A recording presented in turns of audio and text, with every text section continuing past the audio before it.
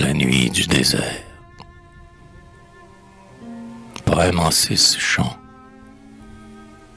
Parmi tous ces progrès dont notre âge se vante, dans tout ce grand éclat d'un siècle éblouissant, une chose, ô Jésus, en secret m'épouvante, c'est l'écho de ta voix qui va s'affaiblissant.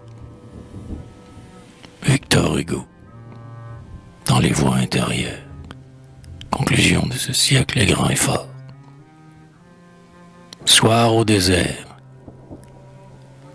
Prologue à la nuit du désert. Le désert est muet comme un sépulcre immense. Par un chant, par un bruit ne trouble le silence. Seuls quelques grands chameaux marchent dans le lointain, tandis que le soleil qui s'incline soudain, d'une étrange façon dilate leur grande ombre.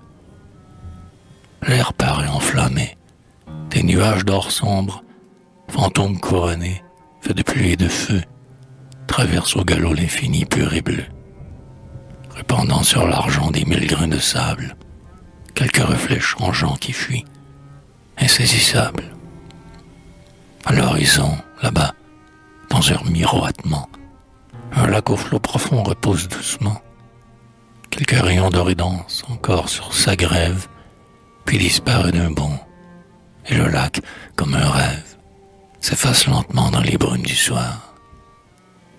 Puis c'est la nuit, jetant soudain son manteau noir sur l'immensité vague, et la lune voilée règne que suit d'après une cour étoilée, qui monte les degrés de son trône mouvant, et jusque sur le sol laisse languissamment traîner les plis soyeux de sa robe d'argent.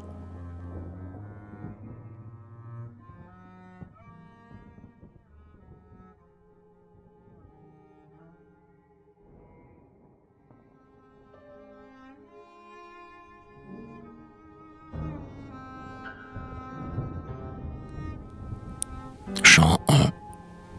La nuit du désert.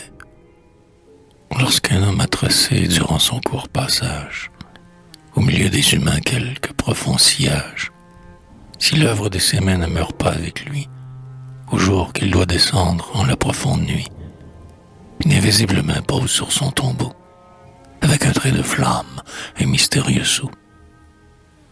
Chaque fois alors, quand l'auront entraîné, dessus sa tombe auront passé 50 années. Lorsque viendra minuit, les cieux s'entr'ouvriront. Dans son rapide vol traversant l'horizon, un ange messager d'étoiles scintillantes, qui baise son front pur de leur clarté tremblante, traversera les airs, céleste ambassadeur. Là-bas, dans une immense et sombre profondeur, la terre, point perdu, rayonnante étincelle, s'abandonne au sommeil jusqu'à l'aube nouvelle. C'est là que descend l'ange et qu'il s'arrête enfin. Sur chacun des tombeaux marqués du sceau divin scintille une lueur, et l'ange sur leurs pierres se penche doucement, guidé par la lumière, et frappe de sa main 3 coups sur chacun d'eux. L'on entend alors un bruit mystérieux. Oh, vous qui sommeillez dans cette terre humide, c'est votre tour, debout, car dans leur vol rapide, 10 lustres de nouveau sont passés sur vos fronts. Dit l'ange s'envolant vers d'autres lieux profonds, où dorment d'autres morts et que sa voix puissante ranime tout à coup jusqu'à l'aube naissante. Les fantômes alors sortent de leurs tombeaux, et prenant leur linceul humide pour manteau, de leurs bras affaiblis ils repoussent la pierre, qui ferme à tous les yeux leur crypte mortuaire, et s'en vont frissonnant au baiser des zéphyrs, qui passent sur leur front plein de tristes soupirs. C'est alors qu'en nos bois, en nos forêts ombreuses, on entend s'élever des plaintes amoureuses, lorsque le rossignol égrène lentement dans le ruisseau qui fuit les perles de son chant. Mais qu'importe pour ceux qui s'en vont à cette heure, l'amour, le bois ombreux, le rossignol qui pleure, à leur esprit glacé ne rappelle plus rien. Sombres, ils suivent leur chemin aérien, passant dessus les mers, franchissant les montagnes, et lorsqu'ils vont planant au-dessus des campagnes, le laboureur lassé des fatigues du jour croit entendre passer d'un vol pesant et lourd quelque oiseau gigantesque à la noire envergure. Et de son bras tremblant, il voile sa figure jusqu'à ce que le bruit dans l'horizon lointain ait cessé de vibrer. Ils arrivent enfin au but où Dieu les mène, au pied des pyramides, et tombent à genoux sur les sables humides. Au fond du ciel brûlant de céleste éclat, ils sentent Dieu parler et l'adorent tout bas. Puis grave, s'asseyant dans le désert immense, le regard ébloui contemple en silence la sereine grandeur du ciel étincelant, où la lune a posé sa couronne d'argent. Et ses pâles rayons baisent la silhouette de quelques pyramides énormes dans le fait, semblent se perdre au fond des mondes étoilés. Témoin sombre et muet des siècles écoulés, que n'a-t-elle pas vu dans ces milliers d'années? Combien d'êtres humains, de têtes couronnées, sont venus sous son ombre respirer l'air du soir? Le puissant pharaon au teint sombre, à l'œil noir, dans son dernier repos l'avait déjà choisi.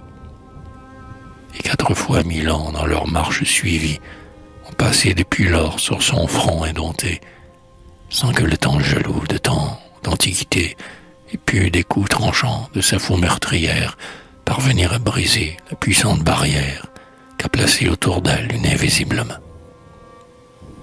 Telle qu'elle fut hier, elle sera demain. Et lorsque tout s'agite, elle seule tranquille, au grand ciel d'Orient souriant immobile, et jusqu'en l'infini plongeant son front géant, semble dire orgueilleuse: est-il donc un néant?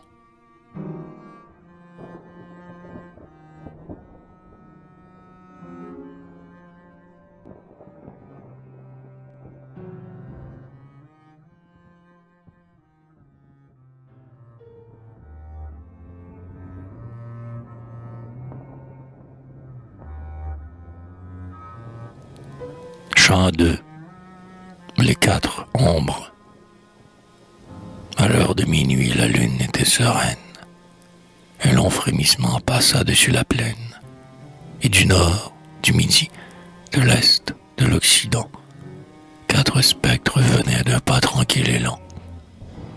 Le premier se drapait de l'ample laticlave qu'avait filé pour lui l'épouse avec l'esclave, et ses grands yeux jetaient des flammes dans les airs lorsqu'il interrogeait l'arrêt des cieux déserts. Et sur son front creusé par des rides sans nombre, un nom entré de flammes étincelait dans l'ombre, et la plaine en entier, vibrant sous son regard, s'inclina, murmurant: salut à toi, César. Le second présentait la figure terrible d'un démon échappé de quelque tombe horrible. Petit, fort, bestial et le teint basané. Sauvage, il avançait sous le ciel étonné, lançant parfois dans l'air quelque horrible blasphème. Lorsqu'il avait passé, périssait l'herbe même, et la plaine, tremblant de le voir en ce lieu, cria: c'est Attila, c'est le fléau de Dieu. Le troisième portait la pourpre impériale, et tandis qu'il marchait, fier, tranquille et tout pâle, on eût cru voir sortir du velours de ses yeux je ne sais quel rayon perçant et lumineux. Il tenait à la main le sceptre, signe auguste, s'il sert à protéger le bien contre l'injuste. Et la plaine en entier dit, voyant son chemin: honneur à celui-ci, son nom est Charles Quint. Le quatrième a l'air très sérieux et sombre. Un glaive dans sa main étincelle dans l'ombre, et son auguste front creusé par les soucis est d'un tricorne noir couvert jusqu'aux sourcils. Il marche lentement et sa vaste pensée lui présente une tombe en un îlot dressé. Puis, remontant plus haut, c'est un bruit de combat, où des clairons joyeux sonnent le branle-bas, des échos de bataille et des chants de victoire, changeant le cours du monde au tournant de l'histoire. Et la plaine révèle en frémissant son nom, criant jusqu'aux cieux: salut Napoléon.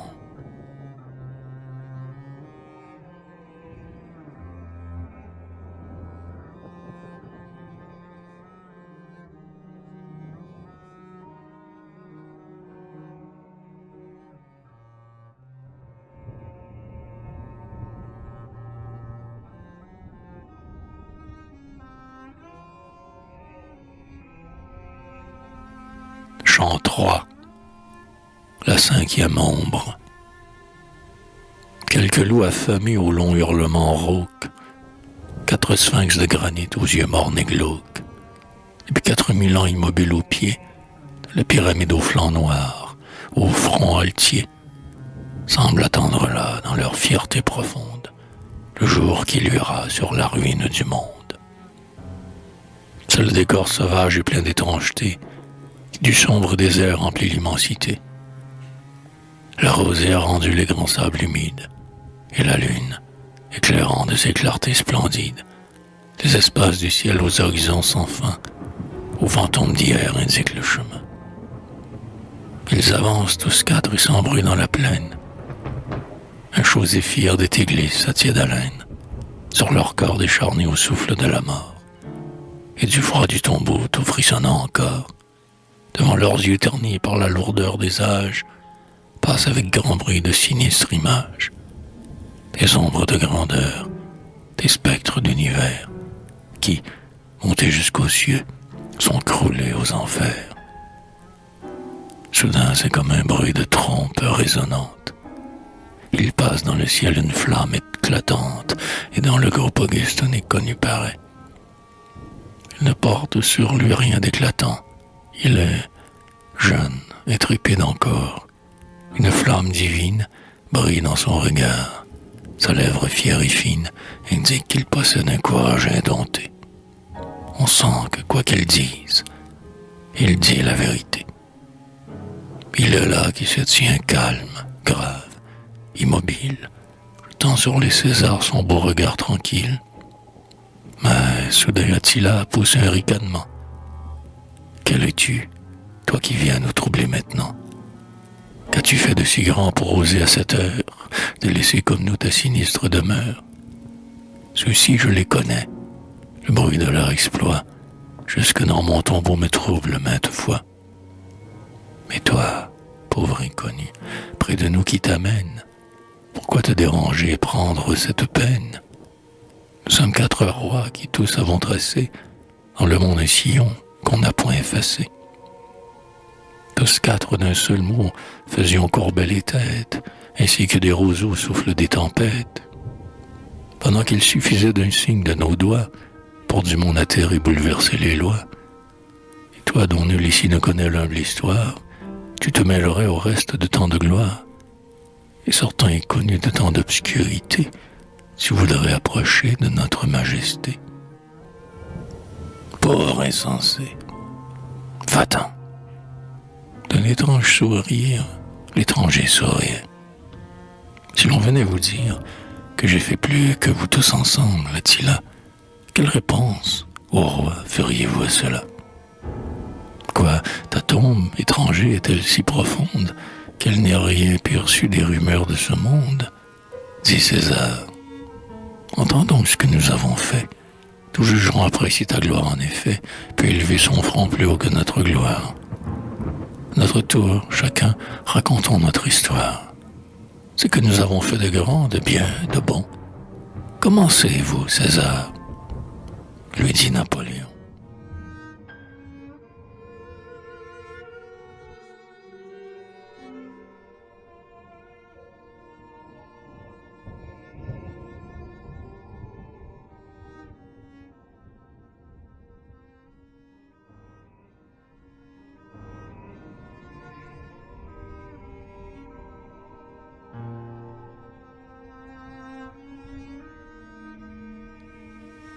Chant 4. Le récit des 4 ombres. Ce monde Rome était la puissante maîtresse. Je fus maître de Rome et je la tins en laisse, ainsi qu'un chien immense à mes côtés rampant. Qui de vous peut parler d'un fait plus éclatant? Quel nom plus que le mien grandit, résonne et vibre, de la Gaule à l'Asie et de l'Afrique au Tibre. Attila ricanait. Des gens d'une tribu, dit-il, ont dans les bois un jour trouvé perdu, demi-mort, un enfant. Par extraordinaire, ayant compassion de sa grande misère, ils le prirent vers eux pour le soigner au camp. Ils surent très bien faire. Un beau jour, cet enfant fut le plus fort de tous, le plus brave des braves. Devenu chef un jour, eux furent ses esclaves. Cet enfant trouvé sous l'épaisseur des bois, cet enfant devenu grand chef en une fois, c'était moi. Nous vivions dans ces vastes contrées que vos Romains, César, n'ont jamais effleurées. Heureux, libre et fort, grand parmi les plus grands, devant moi se courbaient les fronts les plus puissants. Mais un soir, j'aperçus les sauvages cavales hennir, aspirer les brises occidentales, et puis frappant du pied le sol humide et vert, frémissante, bondir au loin vers le désert. Mon esprit les suivit. En quel lieu s'en vont-elles? Existe-t-il là-bas tant de terres nouvelles, tant d'herbes et de forêts, tant de soyeux gazons, tant d'ombrages épais sous d'autres horizons, tant d'attraits inconnus que ces bêtes ardentes, à la blancheur de neige, aux croupes frémissantes, qu'est de ces lieux connus pour le sombre incertain? Soudain, me retournant, j'ai vu dans le lointain, du ciel oriental, une immense nuée, comme d'un vent terrible, en tous sens remué. Une voix en sortit dont la terre trembla, et cette voix disait: Dieu t'envoie, Attila. Suis le cours du soleil sur la terre et sur l'onde, guidé par mon pouvoir, et va changer le monde. Et si l'on veut savoir ton nom en quelques lieux, je te le donne ici. Marche, fléau de Dieu. Alors j'ai rassemblé mes hommes forts et bruns, et j'ai dit: nous partons. Ils m'ont suivi, mais suivi jusqu'à la fin. J'ai pris la Germanie, l'Helvétie et la Gaule, et vaincu l'Italie. L'air était obscurci lorsque j'avais passé. Et quand mon cheval noir, Éner, l'avait froissé, le champ ne produisait plus d'herbe, et bien longtemps on nomma mon chemin chemin des ossements. Charles Quint souriait dans sa barbe argentée. L'Espagne par mon bras fut de grandeur dotée, dit-il, et je fis d'elle un pays riche et fort. L'Amérique était là, pleine de mines d'or. Mais il me fallait plus. Je reçus l'Allemagne et sortis empereur des forêts de l'Espagne. L'Europe fut par moi mise à feu et à sang. En maître, je guidais le monde frémissant. Et si l'on m'eût offert tout l'univers à vendre, pour de l'or, j'aurais su dans quel endroit en prendre. Alors Napoléon, sérieux et hautain, jeta sur l'étranger un regard de dédain. Du bruit de mes succès, j'épouvantais la terre, dit-il, et quand menant mes peuples à la guerre, au chant de mes clairons, je leur disais: c'est moi. L'Europe frémissait et se mourait d'effroi. Qui peut exprimer les plaisirs de la gloire, ce long enivrement qui suit une victoire, l'enthousiasme parlant plus haut que les canons, lorsqu'une armée entière acclame votre nom. Le son des instruments, le bruit des mitrailles, et l'odeur de la poudre au milieu des batailles. Comme le cœur vibre et se dilate alors, que sur le sol jonché par les ennemis morts, sur son destrier blanc on passe ventre à terre, grand et victorieux, au bonheur de la guerre. Commandé d'un seul mot à des milliers de bras, des armes impassibles, écouter le fracas, et vaincre et renverser les plus fortes armées, les jeter à ses pieds tremblantes, décimées. C'est mon œuvre, cela. Au fort de mes succès, flottant au champ d'honneur, le vieux drapeau français. Et longtemps on a cru que les aigles de France m'élevaient jusqu'au ciel dans un élan immense.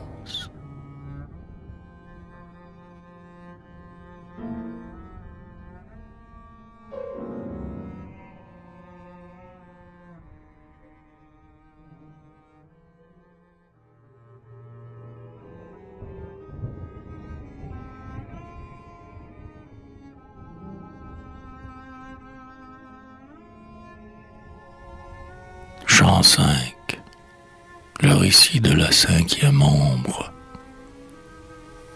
L'inconnu remuait les lèvres doucement, en regardant le ciel. Qu'avez-vous fait de grand? Dit César. Commencez la conquête du monde, répondit l'étranger avec sa voix profonde. Je n'avais ni soldats, ni château, ni guerriers, ni canon, ni fusil, ni sabre, ni coursier. Un livre était mon arme, était ma forteresse. Un Dieu fut mon refuge au temps de la détresse.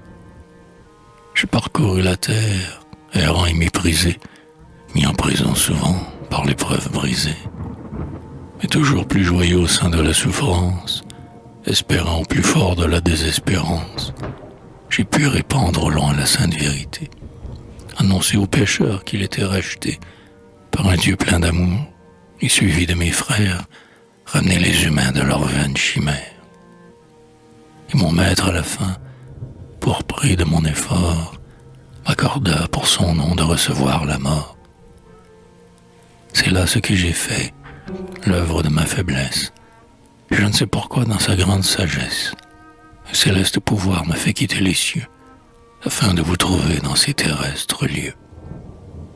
Attila, dédaigneux, riait. Quoi? Suivre un maître, obéir à quelqu'un, n'être que le second. Céder pour un roi, ce serait ne plus l'être. L'étranger l'arrêta de son regard profond, et sous l'étrange éclat de ses deux yeux de flamme, aussi purs que le jour, plus perçants que l'acier, le grand chef abattu sentit trembler son âme, sa volonté se fondre et son cœur se plier. Et l'inconnu toujours de sa prunelle ardente le brûlait jusqu'au cœur d'une brûlure lente. N'as-tu pas, roi des Huns, obéi autrefois, dit-il, alors que Dieu t'a dit, va, à sa voix, osas-tu résister et répondre? Qu'importe. Je suis le plus puissant et mon armée est forte. As-tu donc pas cédé lorsque Dieu l'a voulu, et dans l'ombre éternelle, n'es-tu pas descendu? Oh roi, quand il t'a dit, retourne à la poussière dont je t'avais tiré pour châtier la terre. Et sur le sol baigné d'une lueur d'argent, au pied de l'étranger, Attila frémissant, s'agenouilla, voilant de ses deux mains sa face. Âme ou divinité, quel que tu sois, par grâce, oh, détourne de moi ton lumineux regard. Je comprends maintenant, mais hélas, c'est trop tard. César, d'un air distrait par ses longs regards sombres, autour de lui semblait interroger les ombres. Quel honneur trouvais-tu dans ces obscurs combats? Dit-il. Quel motif guidait toujours tes pas? Partout tu savais rencontrer la souffrance, la misère et la mort. L'amour et l'espérance, répondit l'inconnu, tandis que son grand front semblait s'illuminer d'un céleste rayon. Ah, si dans ce chemin la mort m'est apparue, dans le vôtre, César, n'est-elle point venue? Quel fut donc le plus beau, succomber comme vous, frappé par des ennemis et tomber sous leurs coups, ou mourir comme moi, touchant le but suprême, pour un Dieu que j'adore, un rédempteur qui m'aime. Et voir le ciel ouvert à mon dernier instant, sachant que c'est pour moi qu'il s'ouvre ainsi tout grand. Alors main lentement avait baissé la tête, comme sous le fardeau d'une douleur secrète. Étranger, tu dis vrai, murmurait-il tout bas. Ils m'ont donné la mort pour mes soins, les ingrats. Charles-Quint secoua son front blanchi par l'âge.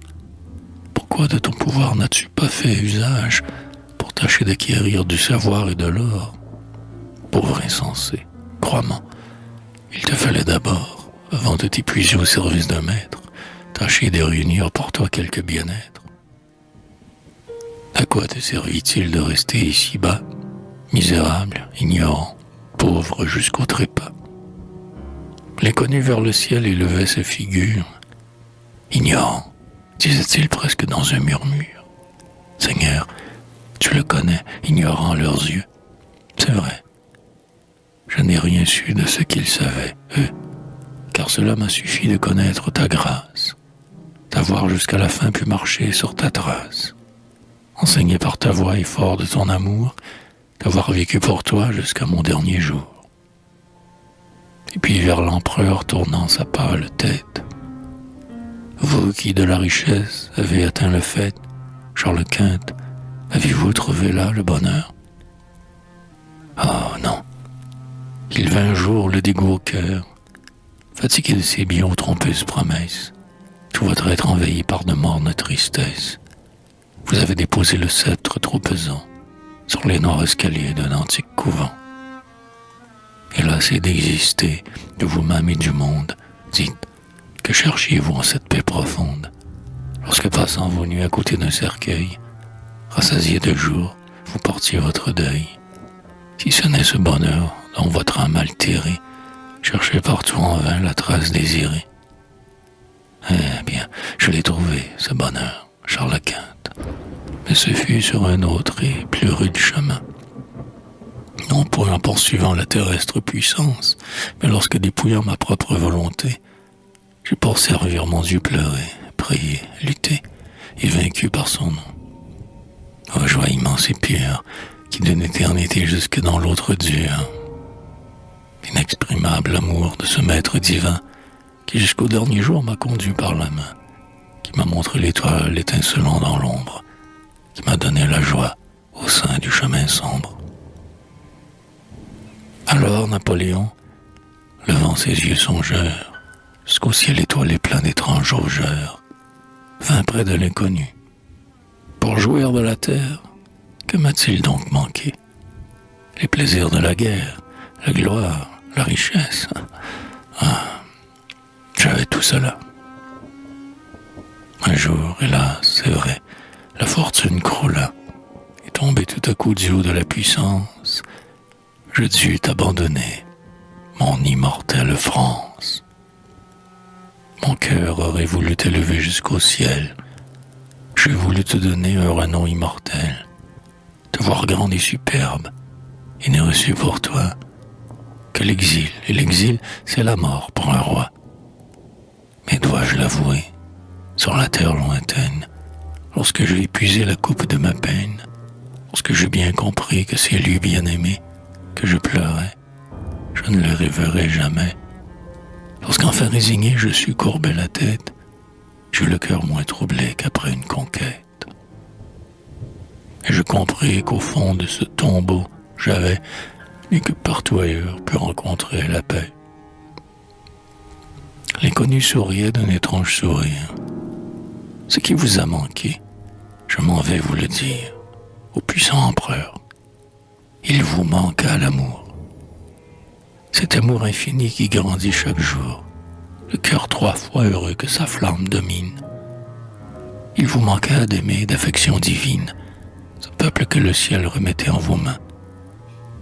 Vous l'avez fait marcher par de rudes chemins, consentant, bien qu'il eût quelque part à vos gloires. Mais le bonheur n'est point dans de telles victoires. Et pour bien peu d'honneur, hélas, combien de mots, combien d'hommes fauchés, de larmes, de sanglots, combien de sang criant jusqu'aux cieux vengeance. Ah, la grandeur des rois n'est point dans la puissance, ne se mesure point un royaume conquis. Car on pourrait compter 1000 degrés au trône et 1000 fleurons d'or autour de la couronne. Que le roi, si son cœur n'est pas pur et très grand, paraîtra plus petit sur ce trône imposant que le plus brave humain qui vit dans la misère et malgré la douleur s'incline, prie, espère. Il fut un roi puissant qui vécut ici-bas, dont nul n'a jamais pu suivre par tous les pas. Il naquit au milieu des pauvres de ce monde, passa de longs jours dans sa retraite profonde.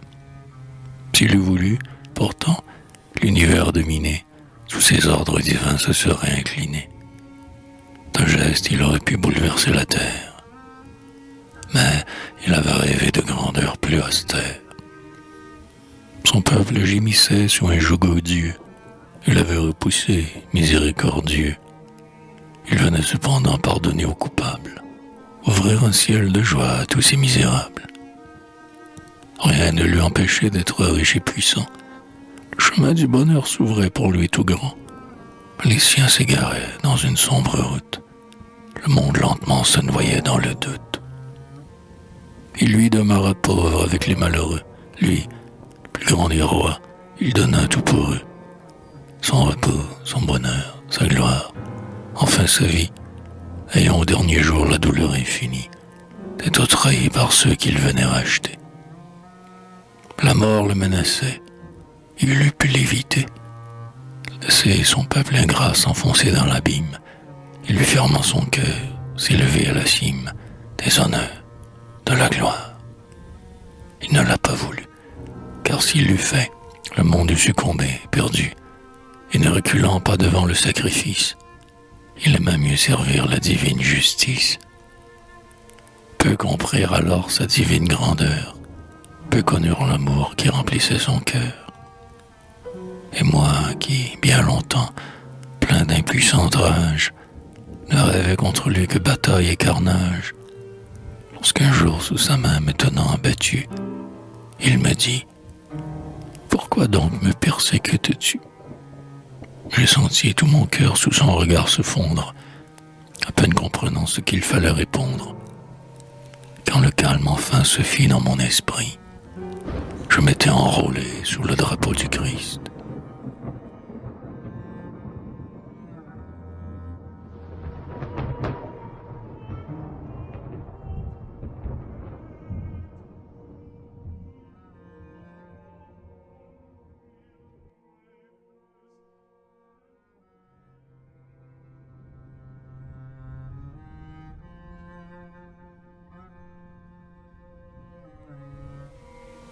Chant 6. Le jugement. Un instant, l'inconnu se tut. Sa voix sonore se perdit dans l'espace. À l'horizon, l'aurore commençait à blanchir sur les sables déserts, et les rumeurs du jour s'élevaient dans les airs. Il reprit doucement. « Mes frères, voici l'heure. Il nous faut retourner tous en notre demeure. » Mais les 4 Césars, embrassant ses genoux, « Pardonne, disait-il, pardonne. C'était nous qui, te voyant ici descendre de l'espace, devions nous retirer en nous voilant la face. Nous qui devions trembler devant ta majesté, car dans tout notre orgueil, nous n'avons rien été. Ah, n'es-tu pas un Dieu, pour de ta voix austère, nous parler comme nul ne le fait sur la terre? » L'inconnu sur leur front étendit ses 2 bras. « On m'appelait Saint Paul, quand j'étais ici-bas, » dit-il, et disparut. Alors, baissant la tête, et voyant que c'était l'heure de leur retraite, qu'il fallait regagner leur tombeau délaissé, sentant sur le front passer, âpre et glacé, le souffle de la mort qui, déployant son aile, les rappelle déjà de sa voix solennelle. La tristesse dans l'âme, ils se lèvent et vont retrouver en son lieu leur sépulcre profond. Et lorsque du soleil éclate la lumière, les géants sont rentrés dans leur sommeil de pierre.